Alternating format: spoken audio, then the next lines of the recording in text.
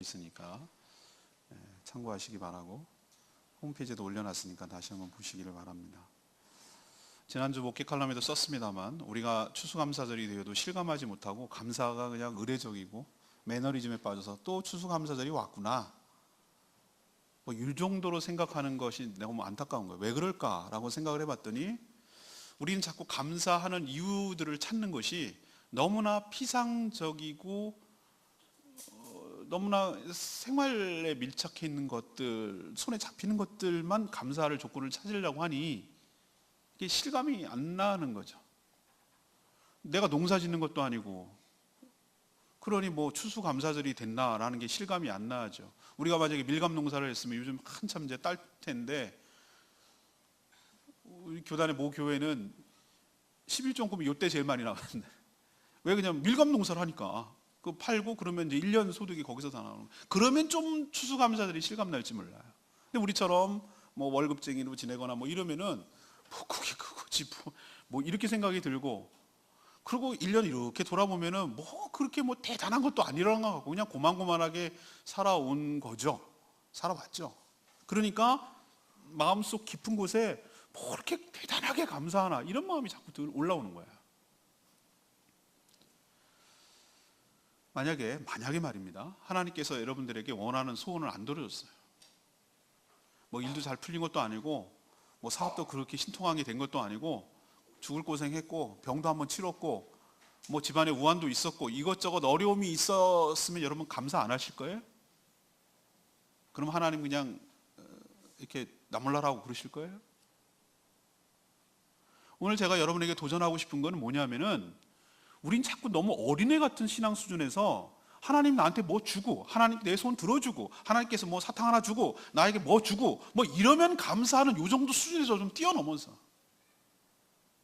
뭔가 근본적으로, 근원적으로 진짜 감사해야 될 것이 뭔지를 찾아서 하나님 앞에 진심으로 감사를 드리는 저희들 신앙이 되기를 축복합니다. 오늘 읽은 이 에스겔서 보면요, 하나도 감사할 게 없어요. 우리로 친다면, 만약에 우리로 그런 식으로 우리 시각과 우리의 관점에서 친다면 뭐 하나 감사할 거리가 없어요. 뭡니까? 나라가 망해가고 있어요. 바벨론의 침략으로 벌써 한 차례 두 차례 침략해가지고 다 뺏어가고 다 가져가고, 한 번 더 남았어요. 그때는 쫄딱 망하는 날이에요. 이게 열왕기 하 25장에 쭉 설명되어 있어요. 왕이 끌려가다 눈이 뽑히고 굴비처럼 줄줄이 끌려가고, 이미 두 차례 끌려가서 에스겔은 끌려가 있고, 거기 가서 땅 파고 와 있고, 운하 건설하고 강바닥 준설한다고 지렁이처럼 파한다고 지난번에 내가 설교 말씀드렸잖아요. 나무에다가 악기 걸어놓고 바벨론 군사가 야 니네 노래 한번 불러봐. 제가 그때 심정을 시편 137편을 통해서 얘기 드렸잖아요. 얼마나 비참한가. 우리나라로 치면 뭐 사이판 같은데 징용으로 끌려갔다 이거야. 일본 군 장교가 와가지고 야 니네 조선 노래 한번 불러봐라. 그때 아리랑 부를 때 그게 기뻐서 부르는 노래겠어요? 눈물 줄줄줄 흘리며 고향 생각, 집 생각, 우리가 어쩌다 이 꼴이 됐나라고 생각하는 서글픔과 한에 맺힌 노래겠죠. 지금 이렇게 상황이 있는 거예요.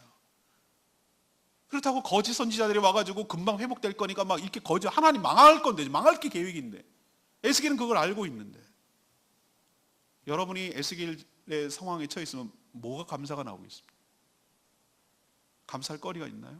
원망과 불평 안 하는 것만 해도 다행이지. 지금 다니엘 기도를 하고 있는데 그런 비슷한 강사가 표현을 했던 것 같아요. 그 말이 제가 마음에 남아요. 인생은 이해돼서 사는 것이 아니라 인생은 주 안에서 해석의 문제라고. 나 그 말이 굉장히 이해가 돼요. 우리는 우리 인생이 다 이해돼서 사는 거 아닌 줄 압니다. 지금은 당장 이해 안 돼요. 거꾸로 가는 것 같아요. 망해가는 것 같아요. 더 힘들어요. 그런데 먼 훗날 이때의 모습을 재해석할 날이 올 줄로 압니다. 누구의 렌즈로? 주님의 렌즈로 되돌아볼 때 이것이 나의 유익을 위한, 나를 축복하기 위한 하나님의 과정이었음을 그때 고백하게 될 줄로 믿습니다. 오늘 이스라엘 백성들이 처한 환경, 표면적으로 보면 하나도 감사할 게 없어요. 그렇지만 오늘 이 상황 가운데서 하나님께서 무엇을 진정으로 우리가 감사할 것을 찾아야 되는가, 무엇이 진정으로 우리가 감사해야 될 것인가, 오늘 말씀을 통해서 깨달으시고 여러분도 여러분 입술로, 여러분 가슴으로 진정으로 하나님께 감사하는 복된 이 시간 되기를 축복합니다. 첫 번째로 이들이 감사한 것, 고난 때문에 하나님을 알게 된 것을 감사했어요. 고난 때문에 하나님을 알게 된 것을 감사했다고.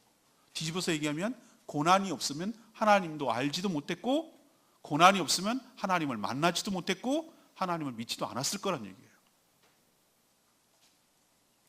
오늘 11장 1절에 보면은 예루살렘 고관들이 아니란 생각을 하고 있어요. 근데 속담을 인용합니다. 무슨 속담을 인용하면 이렇게 얘기합니다. 3절에 이 성읍, 예루살렘 성읍은 감하고 우리는 고기다, 이런 속담을 인용하고 있어요. 이 속담이 의미하는 게 뭔지 아십니까? 우리도 옛날에 불 뗄 때 가마솥밥을 지었거든요. 우리 할머니는 시골 가면 그렇게 지었어요. 근데 거기는 가축들도 많고, 특히 고양이 살고 닭까지 부두막에 올라올 정도니까, 가축과 같이 사니까 또 쥐도 있고, 그러니까 뭔가 냉장고도 없었을 때 보관하려면 어디다 보냐면 그 무쇠 솥에다가 밥만 짓는 게 아니라 그게 거기다 보관하는 안전한 장소였어요. 그러면 무거워가지고 고양이가 어떻게 할 수가 없으니까 지금 그거를 의식하는 거예요. 이 예루살렘 성읍은 든든한 가마야, 우리는 그 안에 있는 고기야, 그러니 걱정할 거 없어 라고 지금 얘기하고 있는 거예요.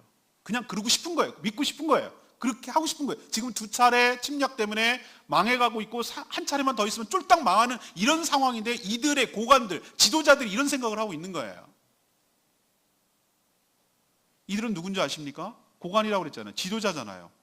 지도자가 이렇게 판단을 착오하고 있고 분별하지 못하고 있어요.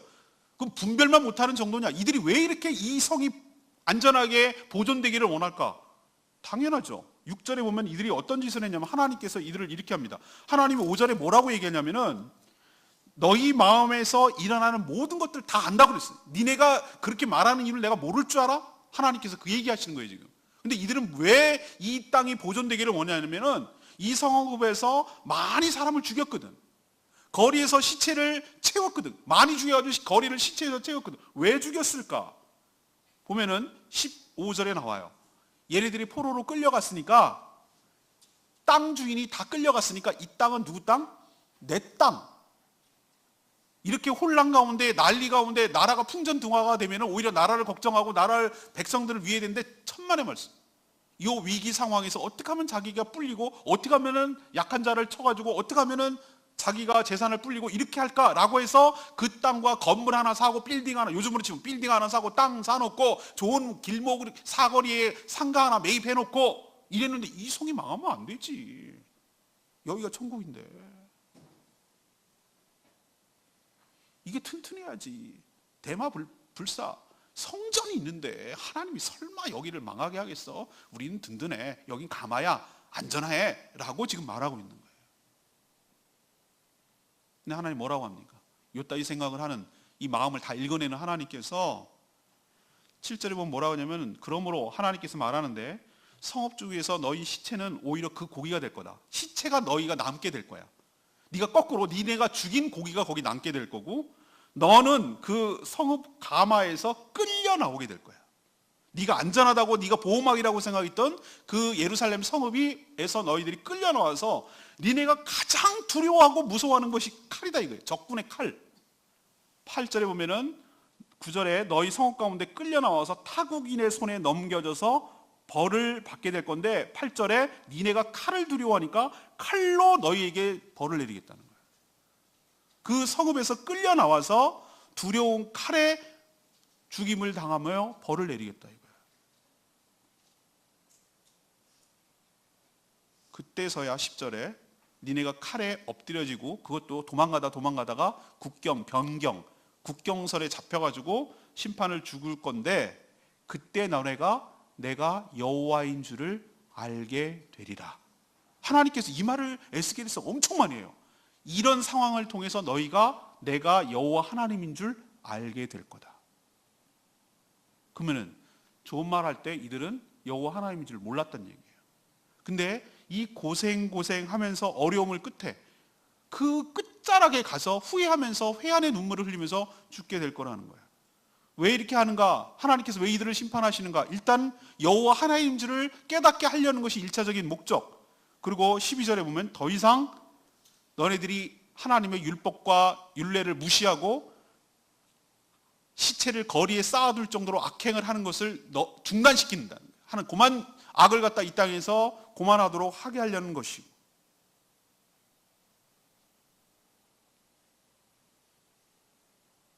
그런데 하나님께서 제가 이 말씀을 읽으면서 해석한 것이 있어요.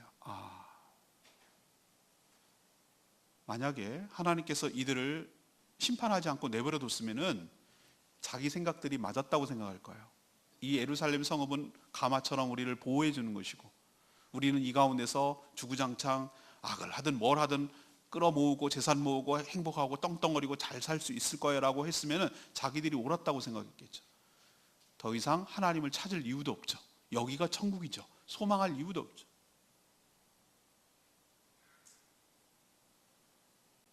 하나님께서 이들을 심판해서 거기서 끌어내지 않았다면 거꾸로 그 가마솥의 고기처럼 죽을지도 몰라요. 하나님께서 우리에게 이 백성들, 고관들처럼 심판해서 거기서 끄집어내지 않았더라면 우리는 여호와가 하나님일 줄도 몰랐을 거고, 적군이 진짜로 침공해 왔을 때 그 가운데서 고기 가마처럼 다 삶아져서 죽게 될지도 모르는 것이에요. 저는 여러분들에게 이렇게 말하고 싶어요. 지금까지 쭉 살아보면은 감사할 게 없어. 나는 안전하게 하나님께서 나를 보호해 줄 줄 알았는데 오히려 그 보호막을 벗겨버리고, 나는 이대로 쭉 살기를 원하는데 막 칼로 난도질하는 것 같고, 나는 이대로 잘 쭉 살고 싶은데 막 도망가게 만들고, 변방에서 잡히게 만들고, 죽임을 당하는 것 같은 고통을 받고, 이게 뭐야? 라고 생각해서 하나님을 원망하고 불평할지 모르나, 여러분 기억하십시오. 만약에 하나님께서 거기서 끄집어내지 않았다면 여러분은 하나님 대신에 재물과 권력과 이런 것들을 쭉 의지하고 죄 가운데 쭉 죄짓고 살다가 죽을 인생이었음을 기억하시길 바랍니다. 그때서야 여호와인 줄을 알리라. 이 말이 뭔 뜻인지 알 수 있어요? 우리가 고난이었고 심판이었고 징계가 없으면 여호와 하나님을 잊어버리고 사는 존재예요. 우리가 힘들고 우리가 어려움이 있고 칼같은 여러 가지 어려움이 있고 하나님의 징계가 따르고 심판이 오니까, 그때 오니까 내 인생을 되돌아보게 되는 거예요. 내가 왜 이렇게 됐지? 이게 도대체 뭐가 문제지? 이렇게 나를 돌아보게 되고 희미하게 잃어버렸고 놓쳤던 것들이 생각나는데 그게 하나님 여호와라는 거예요. 하나님이 나의 반석과 나의 보호자가 되시고 나의 피할 바위가 되셔야 되는데 그게 아니라 나는 무엇을 짓고 살았는가? 내가 권력을 의지하고 돈을 의지하고 이 성을 의지하고, 여기가 가마야. 나의 가마가 있는 거예요. 나의 가마. 나의 가마솥 같은 게 있는 거예요. 나를 보호해줄 그 무엇을 의지하고 계속 살았을 거예요. 그게 여러분의 직장이든, 그게 여러분의 재산이든, 그게 여러분의 명성이든, 그게 여러분의 미모든, 그게 지식이든 아마 그 안에서 나올 생각을 안 했을 거예요. 왜? 이대로 쭉 여기가 좋은데? 근데 하나님께서 그 보호막을 걷어내는 작업을 하시니까 그때는 너무너무 아파. 거기서 안 나오면 너가 삶아서 죽으니까, 가마솥에 있다가 안일하게 살다가 죽을 것 같으니까 하나님께서 그것을 깨부시고 끄집어내서라도 여호와 하나님을 깨닫게 하시려고 하나님께서 여러분을 작업 거시는 거예요.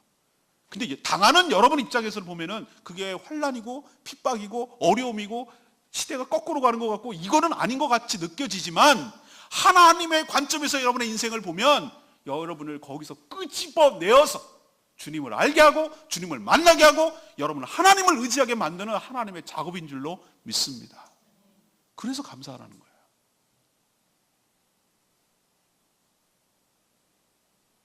여러분 한번 인생을 돌아보세요. 올해 안에 인간이 등 따시고 배부르면 하나님 안 찾습니다. 그렇게 돼 있어요. 인간이 패역한 인간이라서.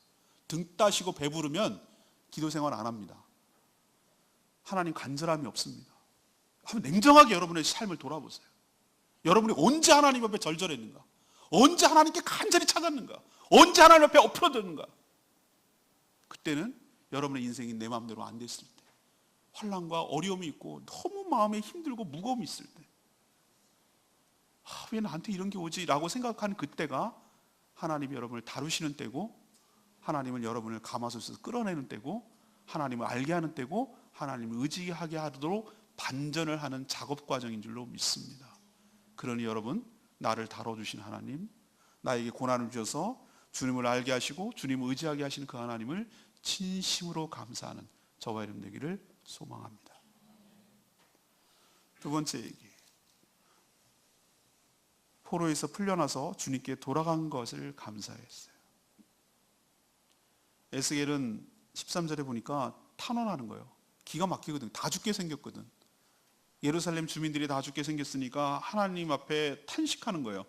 그렇게 지도자 중에 한 명인 분하의 아들 블라다가 예언을 보는 가운데, 환상을 보는 가운데 죽어요. 하나님의 심판이 임한다라는 것을 샘플로 보여주시는 거거든요. 그러다 보니 엎드려 부르짖었어요. 이게 에스겔의 마음이기도 하고 하나님 마음. 하나님 다 죽일 겁니까? 여호와 하나님, 이스라엘 남은 자를 다 멸절시키고 끝낼 작정입니까? 이대로 끝장입니까? 하나님 이러려고 이렇게 날 보여주시는 겁니까? 이것이 우리 인생의 정말 마지막입니까? 이게 전부입니까? 우리도 이런 질문을 할 때가 있어요. 하나님 저한테 왜 이러시는 거예요? 정말 저를 버리시는 거예요? 저를 끝장내시는 거예요? 여기 내 인생의 끝이에요? 라고 코너로 몰 때가 있어요. 에스겔 같은 얘기를 하죠, 하나님 앞에. 근데 그때 하나님의 본심과 하나님의 계획을 슬쩍 흘려요, 에스겔에게. 아니야, 이게 끝이 아니야. 놀라운 반전이 있어. 이들이 비록 저렇게 쫓겨나서 외국군의 침략, 바벨론의 침략으로 다 뿔뿔이 마치 이게 펑 치면은 쫙 물방울이 쫙 흩어져 가는 것처럼 이스라엘 백성들을 갖다 성읍을 딱 치니까 막 뿔뿔이 다 자기 살겠다고 다 도망가거든요. 막 곳곳에 도망가다가 잡히기도 하고 죽기도 하고 노예가 되기도 하고 포로가 되기도 하고 막 곳곳에 다 흩어져 버렸어. 그리고 이방 땅에서 나라 잃은 백성이 얼마나 고생하는 줄 알죠? 미얀마 거기서 소수민족 로양족인가 그 족이 얼마나 핍박을 받습니까? 저기 중동에 있는 쿠르드족은 터키, 시리아 뭐 여기 걸쳐 있는 그 족은 나라가 없기 때문에 얼마나 이 나라한테 침략당하고 이 나라한테 치이고 이 나라한테 얼마나 많이 고생을 하고 있습니까? 우리가 말이죠, 나라 없는 서름을 겪어봤잖아요. 일제시대 때 얼마나 찬밥심세니까. 아주 무시합니까? 나라 없는 민족이라고? 이렇게 고생할 거예요. 죽을 고생할 거예요. 그러면 이런 식으로 이 나라가 존재가 끝나는가? 이게 하나님의 택한 백성의 말론가? 이번 이걸로 인생이 여기로 종치는 것인가? 이렇게 자기들도 의심이 들지 않겠어요?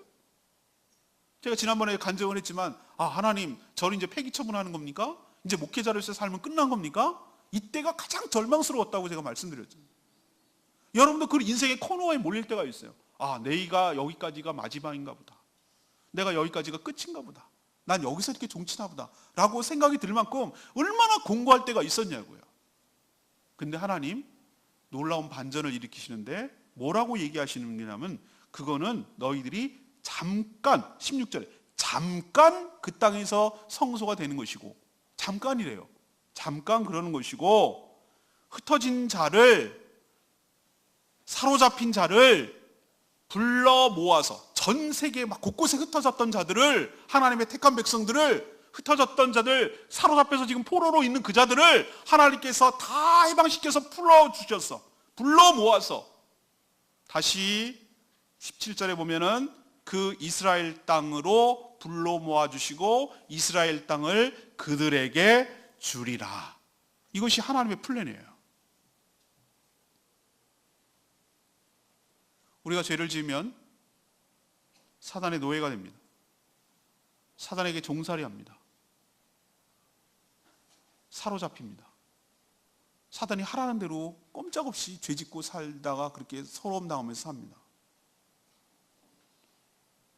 그리고 끝내 이름도 빛도 없이 그냥 그 존재 자체가 사라질 그런 존재였습니다. 근데 하나님께서 우리 인생을 그렇게 끝내지 아니하시고 포로로 된 자, 흩어진 자, 이방인에게 종살이 하던 자들을 하나님의 능력으로 풀어주시고 해방시켜 주셔서 하나님의 나라, 하나님의 예비하신 땅 다시 돌아오게 하셔서 여러분들을 하나님의 백성으로 다시 삼아줄 것이 하나님의 계획인 줄로 믿습니다. 이 해방이 곧 구원을 의미하는 것 아니겠어요? 우리는 포로된 적이 없어요 이렇게 말하지 마세요. 우리는 알고 보면 죄를 짓고 나서 사단에게 종살이 하던 때가 얼마나 많았는지 몰라요. 완전히 꼬봉으로 살았어요. 모든 중독은 사로잡힌 거예요. 사단은 우리를 갖다가 어떻게 하냐면은 굉장한 달콤함으로 그것을 주면은 세상 다 얻은 것처럼 만들도록 해서 거기에게 푹 빠져서 다른 거, 하나님이 주신 사명, 하나님이 주신 인생의 목적을 살지 못하도록 거기에 팍 꼬꾸라지게 만드는, 종살이하도록 만드는. 얼마 전에 PC방 살인사건 보세요. 게임의 중독, 그 알량한 자존심, 청소 안 해줬다고 사람을 칼로 그렇게 난도질하고 죽이는 거예요. 난 그 게임의 영향이라고 보고 사단에 씌었다고 생각해요. 게임을 하면은 사람을 죽이는 걸 죄책감이 없어요. 가상의 세계와 현실 세계를 구분하지 못해요. 날 무시해? 종업원이라면 알아서 손님이 왕인데 자존심 하나 딱 남아있어요. 청소하지 않았다고 해서 싸우고 언성 높이고 그럴 수는 있어요. 근데 죽일 만큼 그게 그게 그렇게 죄입니까? 이게 바로 자기도 모르는 사이에 사단에게 완전히 장악당해서 포로로 잡혀가지고 그렇게 인생을 허비하다가 그렇게 비참하게 인생 마칠 존재였어요. 우리가 도박에 중독되면 정신 못 차립니다. 저는 평화로 지나갈 때 금요일 토요일 때 보면은 기가 막힙니다. 웬 차들이 이렇게 많아가지고 주말 되면 난리도 아니에요. 다 뭐 하는 사람이에요? 경마, 오늘의 우승마 해가지고 뭐 맨날 연식이 어떻고 북식이 어떻고 맨날 그러면서 그러고 앉았어요. 80만 있다면 마누라까지 판다는 게 경마예요. 맨날 복권 사는데 보십시오. 주말만 되면 맨날 줄 쭉 서. 거기다 희망을 거는 거예요. 중독. 성적인 중독, 술의 중독, 담배의 중독, 돈의 중독, 명예의 중독. 얼마나 중독으로 살아갑니까? 그런데도 내가 포로가 아니라고요? 우리는 맨날 포로가 돼가지고 진짜 노예가 끌려가는 게 무슨 사할린 동포처럼 거기 가서 징용당하고 이것만 노예라고 생각. 아니요. 현대판 노예는 따로 있어요. 우리가 알고 보면 사단의 노예예요. 죄짓고 하나님 앞에 뿔뿔이 흩어져서 사단의 종살이 하면서 그렇게 희망도 없이 인생을 소진하면서 그대로 끝내버릴 수밖에 없었던 존재였다고요. 근데 하나님께서 이건 내가 스스로 거기서 나올 수가 없어요. 근데 하나님께서 웬 은혜인지, 웬 축복인지, 웬 능력인지 나 같은 죄인을 흩어졌던 우리들을 갖다가 하나씩 불러 모아주시고 그 종살이로부터 사단의 권세로부터 해방시켜 주시고 우리를 끄집어내어 주시고 불러서 모아서 하나님의 거룩한 공동체, 이스라엘 땅같이 거룩한 공동체인 교회 안으로 들어오도록 하나님께서 은혜를 베풀어 주신 줄로 믿습니다. 여러분 그 은혜를 받은 자예요. 그런데도 감사할 게 없다고요? 이 엄청난 은혜를 못 받고 있는 주변에 있는 사람들 보십시오. 여전히 사단에게 종살이하면서 살아가는 수많은 주변 사람들 보십시오. 돈의 노예가 돼서 주일날 쉬지도 못하고 맨날 일벌레처럼 일하고 그래도 돈은 안 모이고 죽을 때까지 야근 수당, 특근 수당, 뭔 수당, 알바 뛰고 뭐 뛰고 2중, 3중 직업이 2개, 3개 가져도 맨날 허덕하고 밑빠진 독에 물 붓는 것처럼 그렇게 돈 하다가 돌아버리고 인생을 소모하고 병들고 죽어가는 사람들 보시라고. 관계 때문에 원수가 져가지고 내 모든 사람들은 내 주변에 하나도 없어. 다 원수야, 다 원수. 외롭고 쓸쓸하게 인생을 마무리하는 사람들 보시라고요. 거기에 비하면 내가 뭐라고? 내가 가겠다고 그런 것도 아니고 하나님께서 나를 택하여 주시고 나를 불러주시고 나를 끄집어내어 주시고 나를 해방시켜 주시고 나를 구원하여 주시고 내가 이거 돈 내고 이 교회 오라고 그러면 정말 난 억만금이라도 내고 싶은데 하나님께서 아무 조건 없이 아무 자격 없이 교회 공동체에 속하게 하시고 은혜를 경험하게 하시고 천국을 경험하게 하시고 공동체가 뭐라는 것을 경험하게 하시고 하나님 은혜가 뭐라는 것을 경험하게 하신 것이 이게 은혜가 아니고 뭐겠습니까?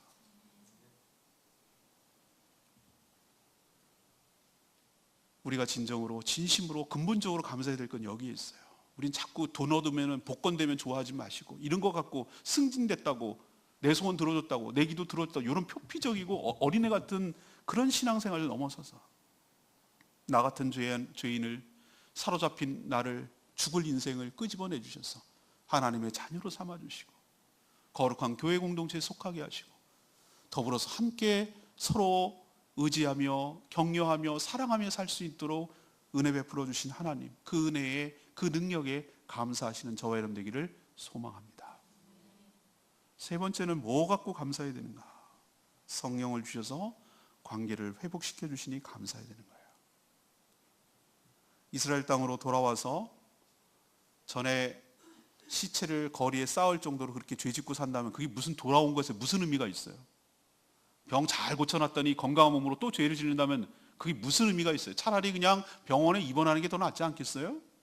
여러분을 고쳐주시고 여러분을 해방시켜주시고 여러분을 돌아오게 하신 것이 또 죄지라면 그게 무슨 의미가 있냐고. 그렇게 살면 아무 소용없어요. 그냥 병원에서 그냥 그대로 누워있는 게 나을 수 있어요. 근데 하나님께서 돌아오게 하셔서 다시 또 옛날 생활 반복하지 않도록 하나님께서 계획을, 대책을 갖고 계셔야 될 거 아니에요. 그 대책이 뭔지 아세요? 그게 19절에 있는 말씀이에요.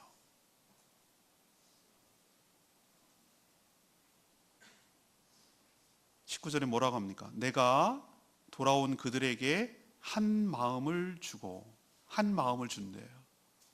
여기서 한 마음이라는 것은 one이라는 개념도 있고 same이라는 개념도 있어요. 똑같은 마음을 모든 사람에게 준다는 거예요. 동일한 마음을 준다는 거예요. 그리고 새 주고 그 속에 무엇을?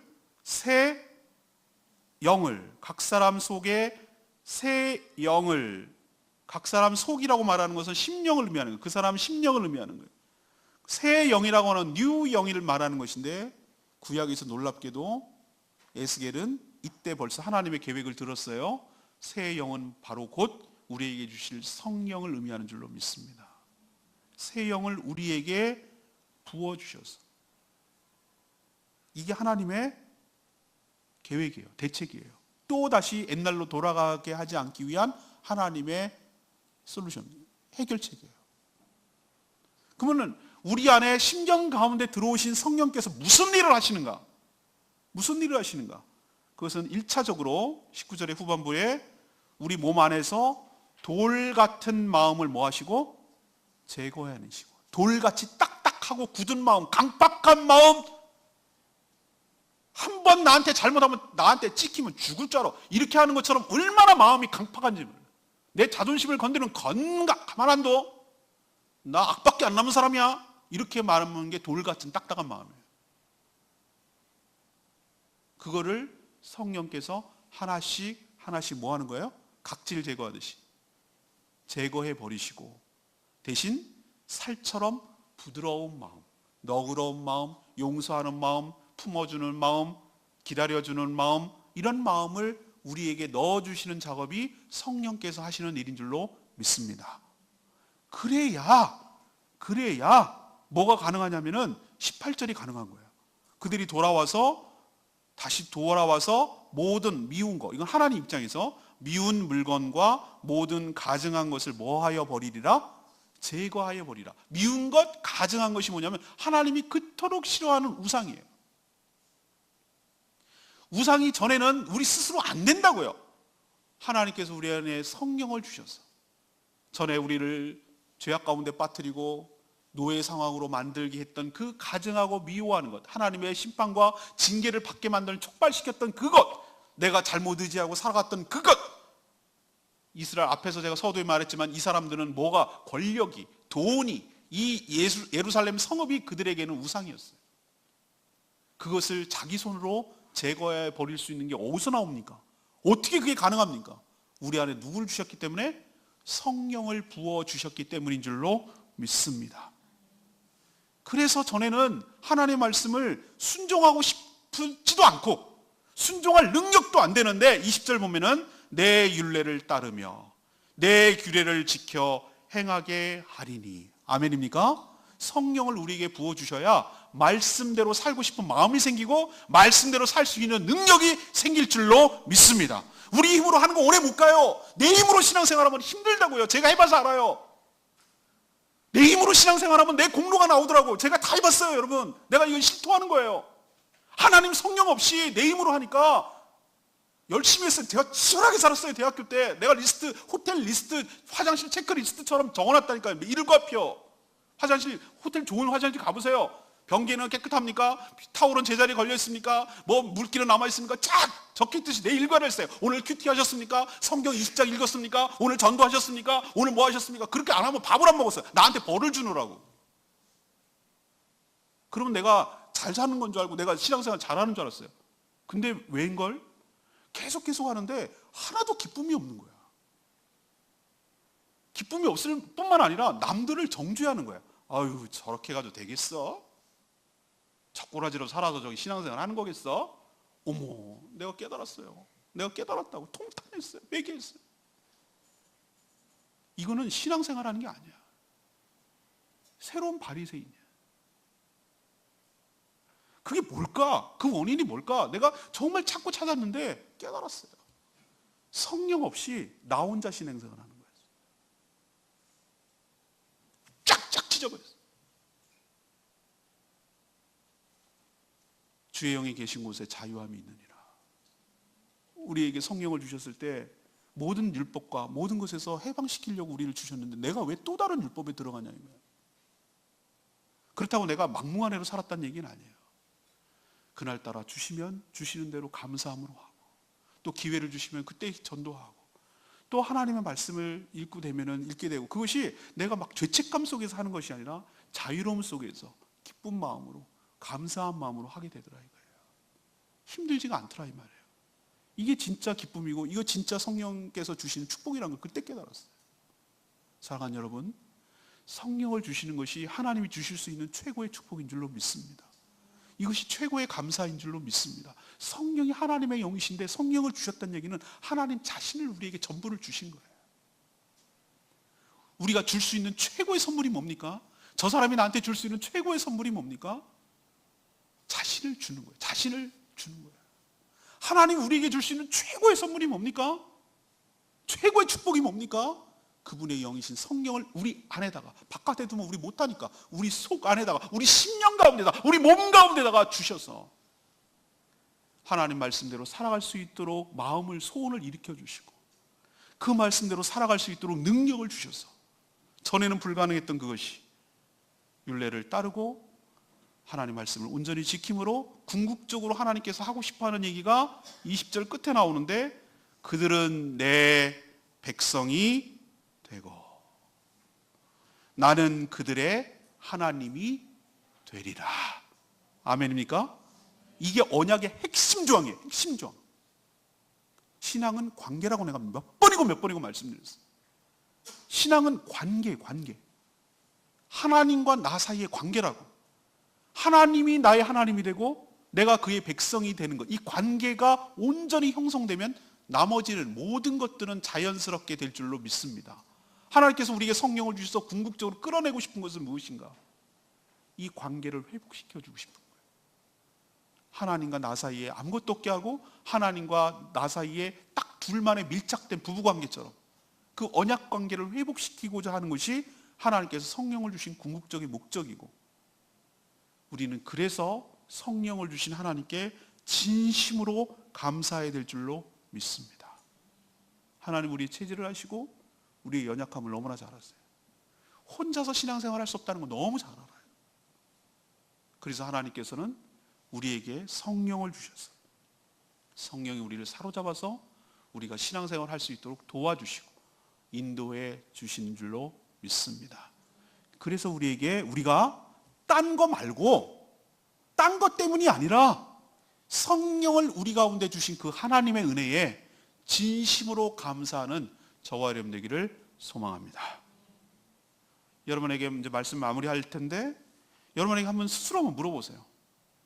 내가 그냥 감사해요 이거 말고 진심으로 마음을 여기 깊은 곳에 진짜 이렇게 마음 끌어올려가지고 여기서부터 이렇게 깊이 최근에 감사했던 적이 언제인가?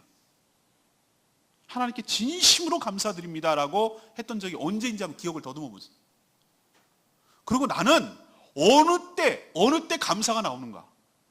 나는 어떤 순간에 감사가 나오는가? 내 감사의 수준은 어떤가 제가 묻는 거예요. 오늘 운빨 너무 좋아. 내가 그거 보고 기가 막혔어. 택시 운전하는 분인데, 근데 누구라고 얘기는 안 했기, 제가 잘하는 분이야. 근데 이렇게 얘기하는 거야. 오늘 장거리 뛰었어. 장거리 이게 무슨 말인가 했더니 여기 하면은 돈도 안 된대. 한 바퀴 저기 서귀포나 저쪽 이렇게 한 바퀴 돌고 오면 이제 돈이 된대. 그러면 감사가 나와. 내가 그래서 이렇게 쳐다보고 있다가 저분의 수준 너무 그냥 말은 안 했습니다. 제가 말은 안 했는데 너무나 얇아, 너무나 얄팍해. 좀 실망했어요. 여러분은 어느 때 감사합니까?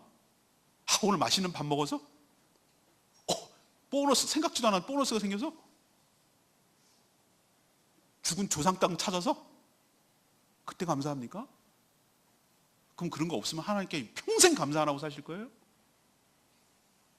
오늘 말씀을 제대로 들으셨다면 여러분이 무엇 때문에 하나님께 감사해야 되는지 다시 한번 점검해 보시고, 무엇 때문이 아니라 하나님 때문에 감사하는 저와 여러분 되기를 소망합니다. 만약에 하나님께서 나의 인생에 간섭하지 않았고 이대로 내버려 뒀다면 나는 가마가 나의 보호자인 줄 알고 그 안에 푹 들어가서 삶아져가지고 죽을 인생이었어. 헛거 의지하다가 죽을 인생이었어. 오히려 나를 힘들었지만, 나는 죽는 줄 알았지만 거기서 끄집어내어 주셔서 내가 주님을 만나게 되고 주님을 알게 된 것이 큰 축복인 줄로 믿습니다. 고난이, 그때는 죽는 줄 알았더니, 힘들었을 줄 알았더니 고난 때문에 주님을 만나게 되는 결정적인 전환이 되는 것을 하나님께 감사하시는 저와 여러분 되기를 소망합니다. 올 한 해도 순간순간 내 인생에 변곡점이 많이 있었을 거예요. 생각나는, 그때 생각하면 아찔한데, 근데 가만히 생각해 보면 그것 때문에 내가 하나님을 다시 생각하게 되고 하나님을 다시 찾게 되고 하나님께 다시 기도하게 되는 결정적 계기가 돼서 내 인생이 완전히 궤도를 이탈하지 아니하고 주님 품 안에 있도록 만든 오히려 축복의 전환점인 줄로 믿습니다. 그걸 감사하는 여러분 되길 원해요. 두 번째는 내가 바로 노예였음을 인정해야 돼요. 내가 돈의 노예였고 욕망의 노예였어요. 쾌락의 노예였어요. 난 사로잡힌 자였어요. 내가 그것도 몰랐어. 근데 하나님께서 나를 은혜로 거기서 끄집어내셔서 해방시켜 주시고, 나는 거기가 끄집어 나올 때 끝이라고 생각했고, 나는 뿔뿔이 흩어지고 나는 엉망으로 인생 살 때 내 인생 거기서 종치는 줄 알았는데, 아니, 끝자락에 가니까 하나님께서 다시 불러주시고 모아주시고 그 땅을 회복하도록 하나님의 나라에, 하나님의 공동체 안으로 들어와서 전혀 생각지도 못하고 기대치도 못했던 놀라운 은총이 나에게 들어오는 계기가 된 줄로 믿습니다. 이것을 진심으로 감사하는 저와 여러분 되기를 소망합니다.